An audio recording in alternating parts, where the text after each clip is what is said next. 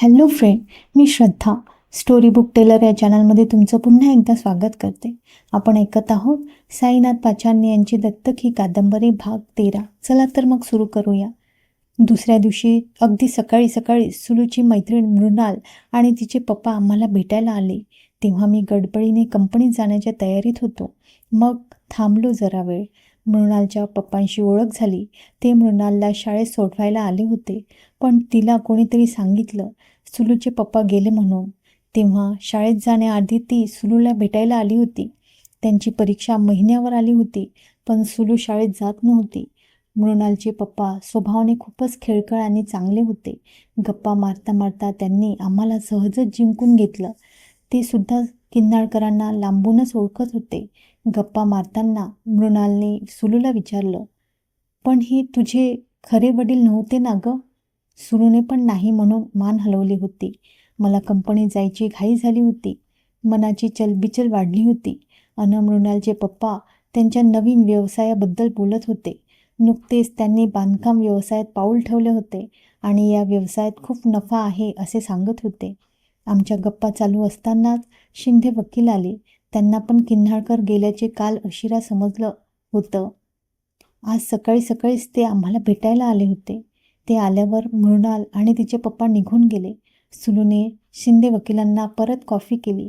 सुलू खरोखरच गृहिणी असल्यागत वागत होती. आलेल्या प्रत्येकाचा पाहुणचार चांगल्यापैकी करीत होती. या बाबतीत मला तिचं कौतुक वाटत होतं. शिंदे वकिलांनी किन्हाळकरांची खूप स्तुती केली होती. किन्हाळकर खरोखरच धोरणी होते. त्यांनी जाण्याआधी सगळ्या कायदेशीर बाबी पूर्ण करून आपल्या इस्टेटीची नोंद केली होती. नंतर कुठल्याच कटकटी ठेवल्या नाहीत म्हणाले. थोडा वेळ बसून शिंदे वकील पण गेले. मला कंपनीत जाण्याची घाई झाली होती. मग मी पण माझं पटकन आटोपलं आणि बाहेर पडण्यापूर्वी सुलूला म्हणालो, तू पण आजपासून शाळेत जा. किती दिवस तू शाळा बुडवणार आहेस? तुझी परीक्षा पण जवळ आली. मला वाटलं सुलू हो म्हणेल किंवा काहीतरी कारण सांगून नाही म्हणेल, पण सुलू माझ्यावर मांजरीगत फिसकरली. म्हणाली, शाळेत जायचं की नाही माझी मी ठरवीन. तू नको माझ्यावर दादागिरी चालवू. सुलूचा मूळ स्वभाव उफाळून आला, पण मी तिच्यावर न रागवता म्हणालो, हे बघ सुलू, मी काही तुझ्यावर दादागिरी चालवत नाही. तुला समजावून सांगतोय आणि तुझी बोर्डाची परीक्षा जवळ आली म्हणून सांगतोय. त्याची काळजी तुला नको. माझ्या शाळेची काळजी करायला माझी मी समर्थ आहे. मग अशी रागवतेस काय? मी तुझ्या फायद्याचंच बोलतो ना. आणि हे बघ, असं तुसळ्यागत वागू नकोस. किन्हाळकर होते तोपर्यंत ठीक होतं, पण आता त्यांच्या माघारी आपल्याला भांडत बसणं शोभणार नाही. आपल्या दोघांनाही एकमेकांशिवाय दुनियेत कोणीच नाही. शेवटी तू माझी बहीण आहे आणि मी तुझा भाऊ आहे. हो, तुला कोण भाऊ मानतंय? असं रस्त्यावर पडलेल्या माणसांना भाऊ मानायचं असतं तर दुनियेत कुठं तोटा गेलाय? कुणालाही मी भाऊ मानलं असतं. त्याला तूच कशाला हवाय? सुलू परत तुचळ्यागत म्हणाली आणि मी तिच्या आवेशाकडे पाहत राहिलो.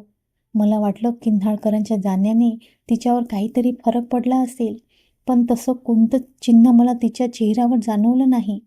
मी मात्र पुन्हा पुन्हा तिला समजावून सांगत होतो, आपण बहीण भाऊ म्हणून या घरात आलो आहे आणि हेच नातं आपल्याला कायमचं निभवायचं आहे.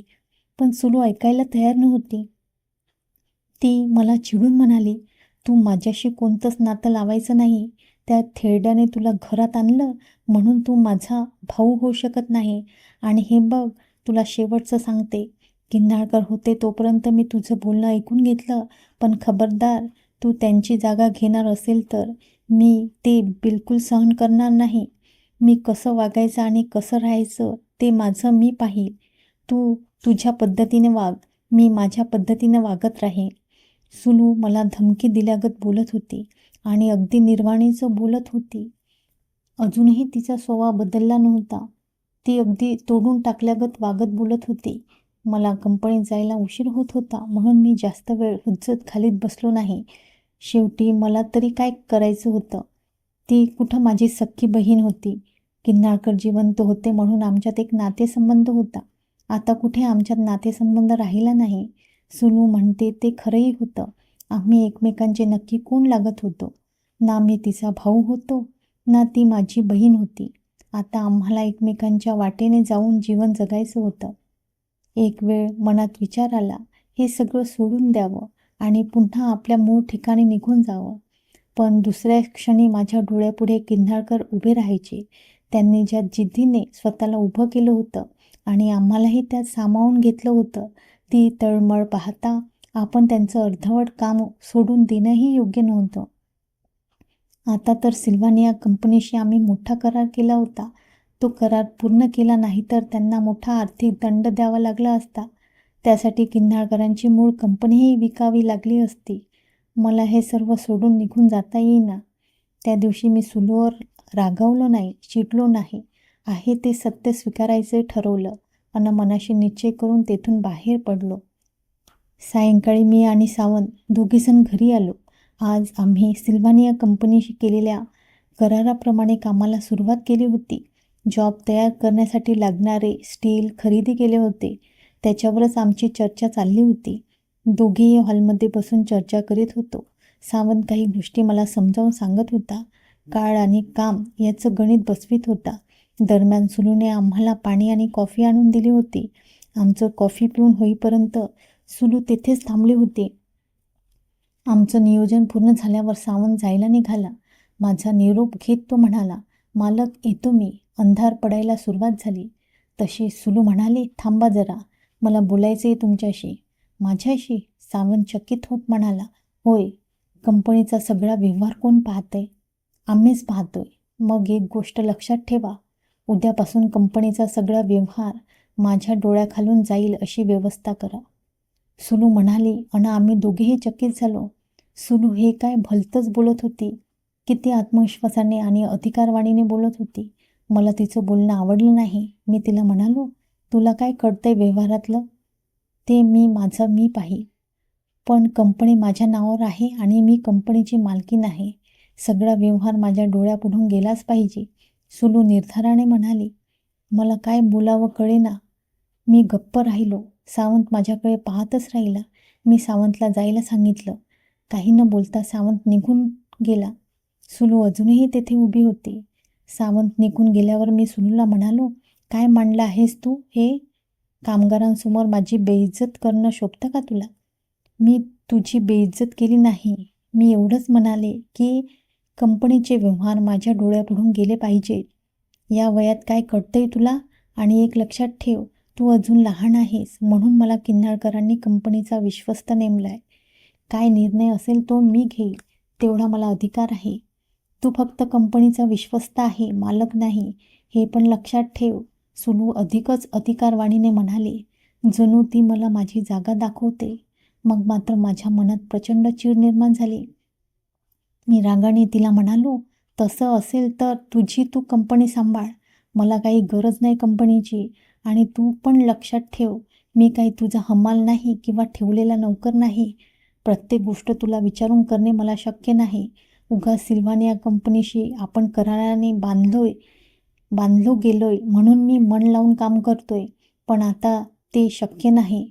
तू जर प्रत्येक गोष्टीत विरोध करणार असेल तर मी या व्यवहारापासून बाजूला होतो. सांभाळ तुझी तू कंपनी. मी तुला विरोध केला नाही. फक्त प्रत्येक व्यवहार माझ्या डोळ्याखालून जाऊ दे एवढंच म्हणालोय.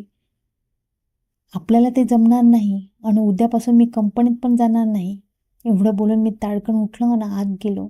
मनात प्रचंड राग निर्माण झाला होता. आतून गरम ज्वाला बाहेर पडू पाहत होत्या. माझं सर्वांग तापलं होतं. मग मी कपडे बदलले आणि तसाच बाथरूममध्ये गेलो. तापलेलं शरीर थंड करण्यासाठी शावर सुरू केला. अंगावर थंड पाणी पडू लागलं. खूप बरं वाटलं त्याने. स्नान झाल्यावर मी हॉलमध्ये येऊन TV पाहत बसलो. TV वर चांगला कार्यक्रम चालला होता, पण माझं मन कशातच रमलं नाही. स्वयंपाक झाल्यावर सुलूने ताट केली आणि बाहेर येऊन मला म्हणाले, जेवायला चल. मी ताटं केलीत. पण मी तिच्या बोलण्याकडे दुर्लक्ष केलं. जागचा हललो नाही. तशी ती परत म्हणाली, उठ ना. मला जेवायचं नाही. मी म्हणालो, मला भूक लागली. तुझी तू जेवून घे. मी एकटीच जेवणार नाही. मग उपाशी जो. मला जेवणासाठी आग्रह करू नको. असं का म्हणतोस तू? माझा राग जेवणावर का काढतोस? मी कुणावर राग काढत नाही. फक्त मला जेवायचे नाही एवढंच म्हणालो. मग मी पण जेवणार नाही. असं म्हणून सुलू आत निघून गेली. त्या रात्री आम्ही कुणीच जेवण केलं नाही. मी उपाशीच झोपलो. उपाशीपोटी पण मला झोप पण लागेना. बराच वेळ अंथरुणावर तळमळत पडलो. सुलूला पण झोप येईना.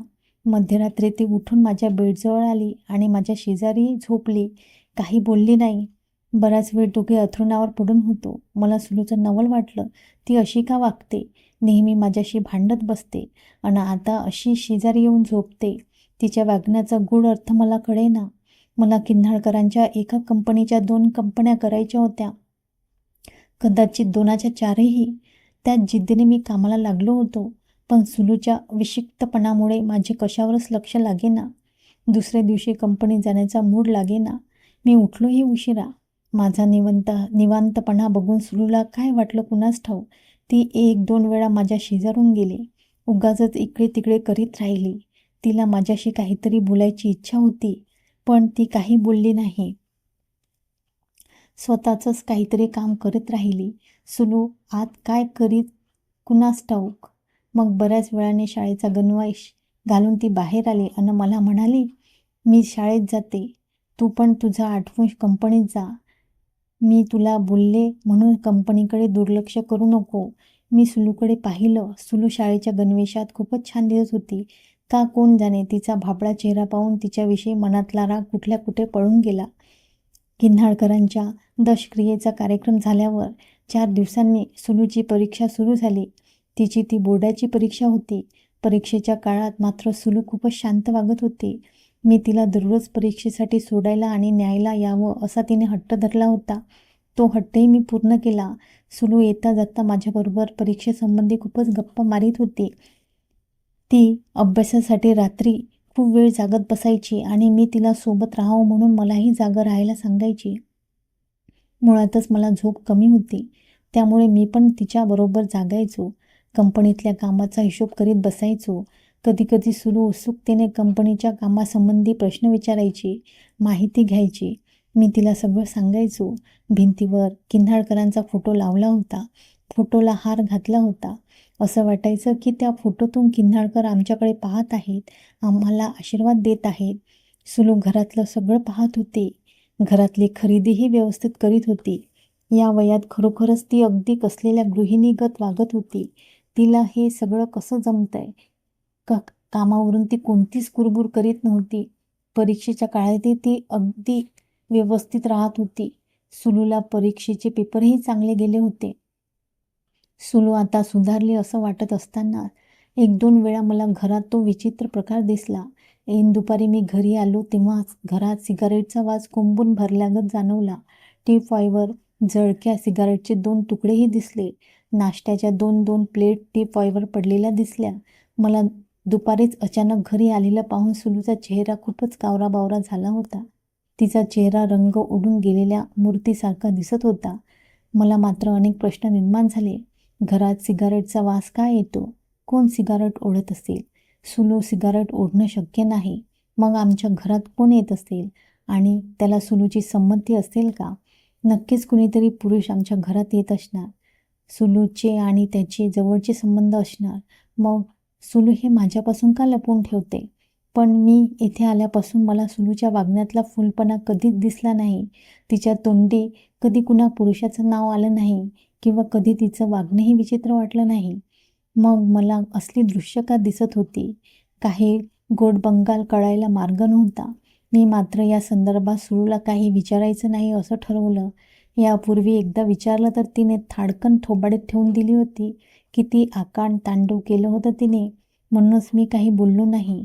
सुलू मात्र घाबरलेल्या अवस्थेत माझ्या अवतीभोवती फिरत होती. मला काय हवं नको ते पाहत होती. माझ्याशी खूपच प्रेमळ वागत होती. रात्री मला लवकर घरी ये म्हणून आग्रह करीत होती.